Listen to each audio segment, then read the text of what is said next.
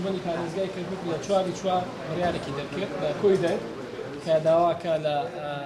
سەرۆکۆزیران دکتۆر حەیدەر عەبادی لە دەست پێ بکە بە ڕێفراندۆم لە شاری کەرکووک بە پێی مادەی 140 و قۆناغەکانی. دیارە ئەم قۆناغەکانی مادەی 140 لە سیوەکی 12 2007 تەواو بوو. لەو کاتە ئەنجومەنی پارێزگای کەرکووک بڕیاریدا کە ئەگەر حکوومەت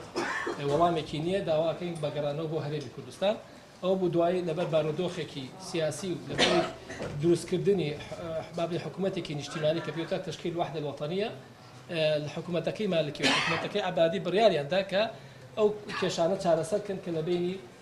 حکوومەتی هەرێم و حکوومەتی ئیتیحادیە هەیە کە پێ ئەوان پێوتر مناطق المتنازع عليها.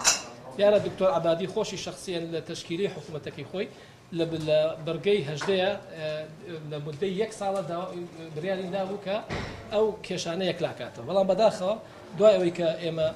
لە سیوەکی 12 لەبەر هەر هۆکارێک بێ لەبەرێکە وەزعی عێراق لە بارودۆخێکی تایبەتی بوو بە چاوکردنی و بارودۆخە لەیانی کوردەوە بە شێوازی کشتی و سیاسەتمەدەرانی کورد و سەرکردایەتی سیاسی کورد کە لەو کاتەشم ببینم دێگەر دواخستنی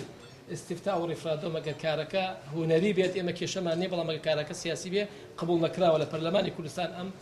پەیامە ئاراستەی حکوومەتی ئیتیحادی کرا نەیانتوانی ئەو خاڵە بەرنەڕێەوە. دیارە حکوومەتی ئیتیحادی یەک لە دوایەک ئەم دەستی بەدەستی بە شاری کەرکووک و ناوچە کوردستانەکانی دەروی هەرێمی کوردستان کردووە.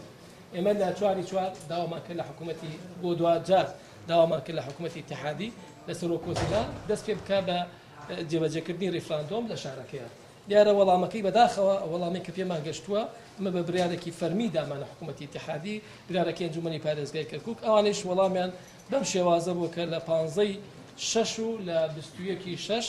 ئەم بڕیارەیان دەرکردو لە ئامانەی عام و لە مەکتەبی ڕئیسی وزەرا کە ئێمە ئیجراکردنی ڕێفراندۆم لە کەرکووک و ناوچە کوردستانەکانی دەرێمی کوردستان پێ ناکردرێت بەو عیبارەتە کە رووسەتی ثم يتعذر المباشرة بالاستفتاء يعني مناتوان استفتاء تامكن جاء لبر أو أجا حكومتك لا أركي سركي لما دي سطوت شلا هذيك سلطة تنفيذي بكات اللي مناتوانا إما ناتشار بينك حكومتي كركوك وكو أنجمني بارزجاي كركوك وكو إداري كركوك داوان جهاتي تركين كالين حكومتي اتحادي استخوي اعترافك بنبر ياري اللي مناتوانا بكم اللي إجراء استفتاء في ناكدري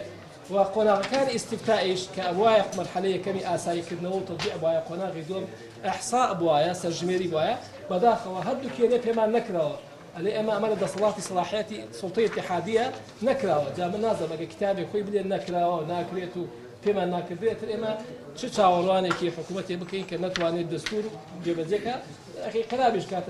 ماديكي زور قرن كبشك يجبول الدروس كدني حكومتي اتحادي تشيل زمني مالكي تشيل زمني عبادية